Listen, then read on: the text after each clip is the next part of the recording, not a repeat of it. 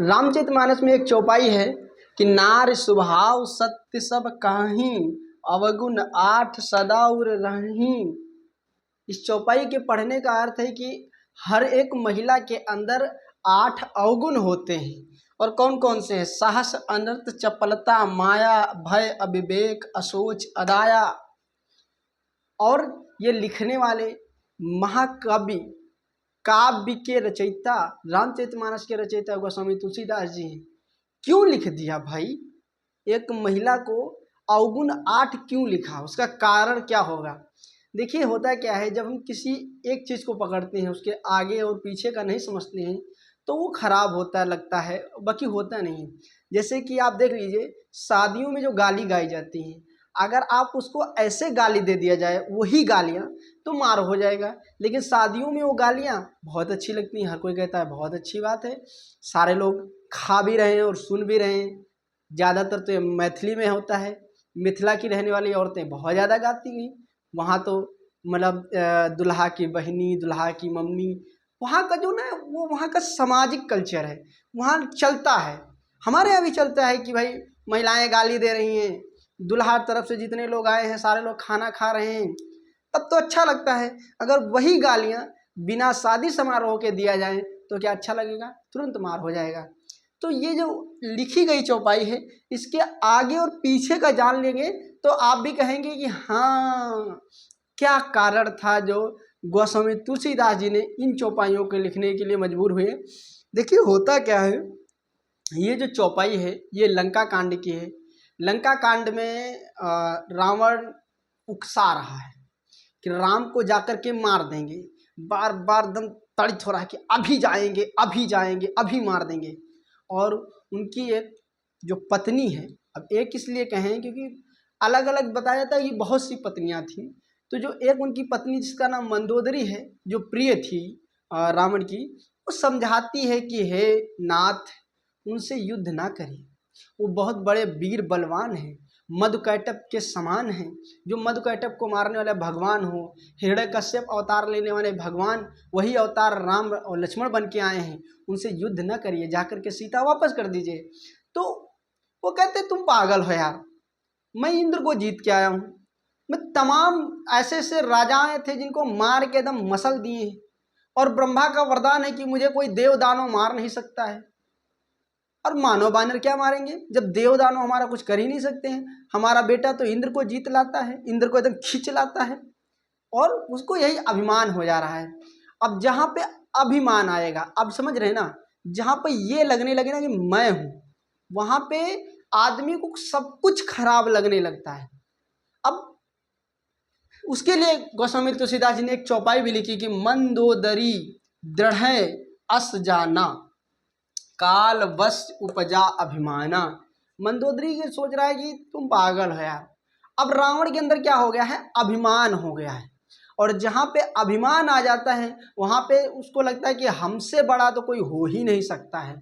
जैसे कि गोस्वामी तुलसीदास जी एक चौपाई लिखते हैं कि एक चौपाई है गोस्वामी तुलसीदास की कि जब मैं हूँ तो मैं हूँ, फिर मेरे आगे कोई आगे पीछे हो ही नहीं सकता है, सबसे बड़ा बलवान मैं ही हूँ। और यही बात ये कबीरदास भी कह रहे हैं कि जब मैं था तो हरि नहीं, हरि हुआ मैं नाय, और सकरी गलिया प्रेम की दोनों बसते नाय। जहाँ पे व्यक्ति का अभिमान बढ़ जाता है, उसको सामने वाला तुच्छ नजर आता। अब जैसे पाकिस्तान है, उसका जब अभिमान बढ़ता है तो उसको लगता है कि भारत हमारा क्या बिगाड़ेगा, और जबकि जानता है कि भारत के हम कोनिया भर के नहीं। अगर उत्तर प्रदेश की जनसंख्या मिला ली जाए तो पाकिस्तान की जनसंख्या और उत्तर प्रदेश की जनसंख्या सेम है, बराबर है, लेकिन उसको अभिमान हो जाता है कि हम हैं। तो यही बात है, जब रावण को अभिमान हो जाता है कि मुझसे बड़ा कोई योद्धा नहीं है, मुझसे बड़ा कोई वीर नहीं है, तब मंदोदरी को कहता है कि तुम यार औरतों में ये बहुत बड़ी खराबी है। बोला क्या खराबी है? लिखता है कि नारी स्वभाव सत्य सब काहीं। अभिमान में कह रहा अरे यार हम सच बता रहे हैं ना, तुम बहुत बेकार हो। और कैसे? अवगुण 8 सदा उर राही। तुम्हारे अंदर यार 8 गुण होते हैं जो एकदम बेकार हैं। अवगुण, गुण नहीं अवगुण। कौन कौन? साहस, अनर्थ, चपलता, माया, भय, अविवेक, असोच, अदाया। तुम बिल्कुल साहसी नहीं हो यार, तुम्हारे अंदर क्या साहस है? तुम्हारा पति लड़ने के लिए जा रहा और तुम कह रहे हो नहीं नहीं तुम न जाओ, मार देगा। अरे वो वनवासी क्या मारेगा जिसकी मैं पत्नी उठा लाया हूँ। मंजू फिर कहती यार चोरी से लाए हो, बड़ी वीरता की बात मत करो, अगर होते तो ला नहीं पाते। रावण दम अभिमान सर में भरा हुआ है, ये बातें बोला। उसके बाद और भी बोल दिया, रिपु कर रूप सकल तय गावा, अति अति विशाल भय मोह सुनावा। तुम करती क्या हो यार, हर वक्त एक ही बात कहती हो कि बहुत बड़ा बलवान है, बहुत बड़ा बलवान है।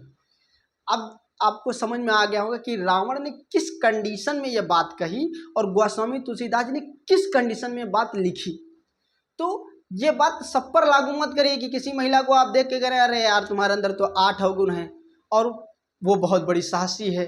जैसे कि उदाहरण के ले लिया जाए, अभी सिंदूर ऑपरेशन हुआ, अब कोई जाके बोले सभ्या बानों को कि यार तुम तो बेकार हो, तुम्हारे अंदर अवगुण 8 है, कैसे मान लिया जाएगा भाई? जो महिला जाकर के एक फाइटर जेट में बैठ करके सामने वाले फाइटर जेट को मात दे रही है, उसका साहस कितना कम है भाई। तुम कितने बड़े साहसी बने हो ये सोचो।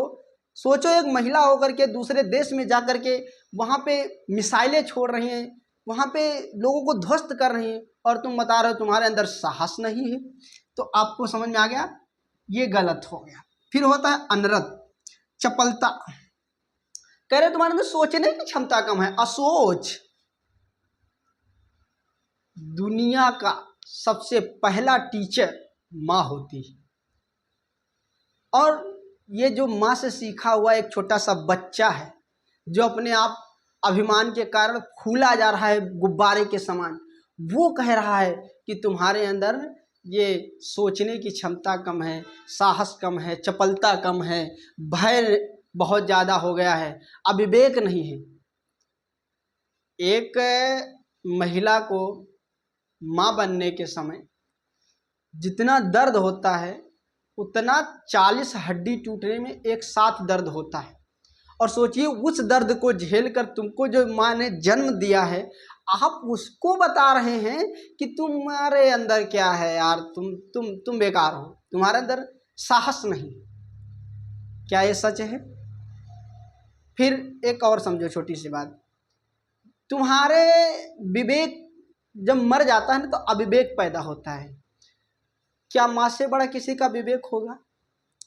आप उदाहरण के देख लीजिए, एक बंदरिया का जब बच्चा मर जाता है वो छोड़ती नहीं है। उसके अंदर का जो विवेक है, सोचिए कितना बड़ा विचार, उसके अंदर की जो भावनाएं हैं वो छोड़ती नहीं है जब तक वो खुद गिर न जाए।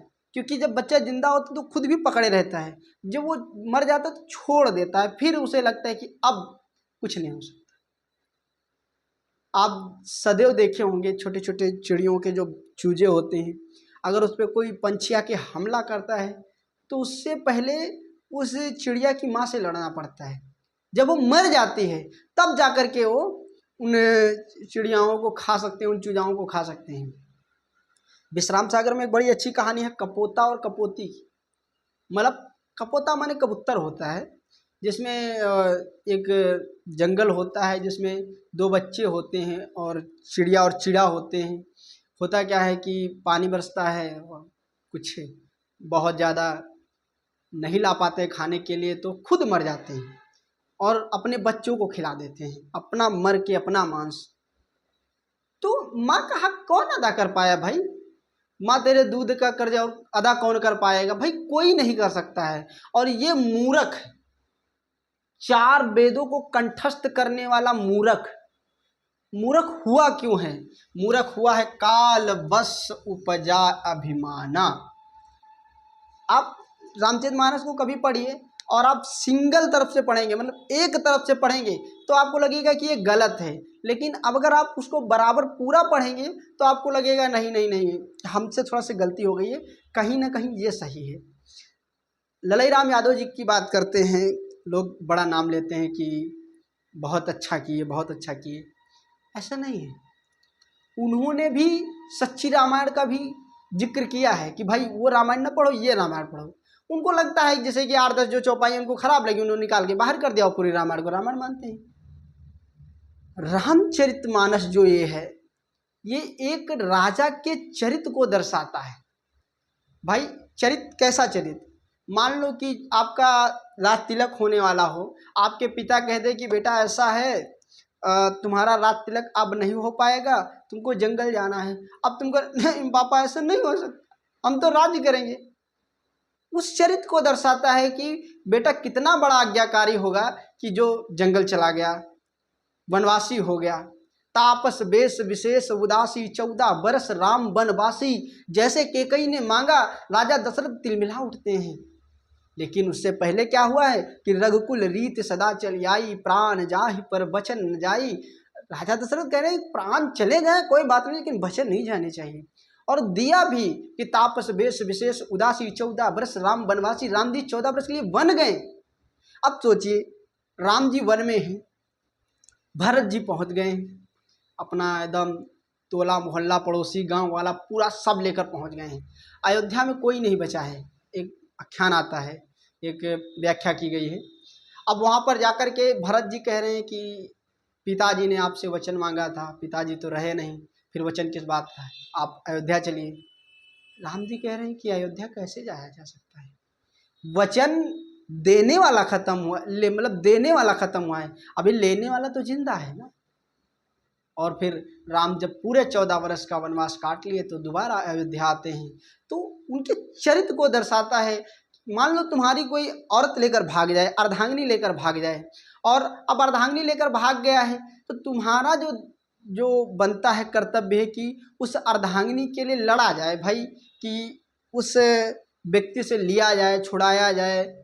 वो फिर कैसे हो, उसके लिए अपने जान की भी बाजी लगाना पड़े तो कोई बड़ी बात नहीं है। तो इसीलिए इस चौपाई को पढ़ने के पहले आप आगे पीछे दोनों चौपाई पढ़ लीजिए।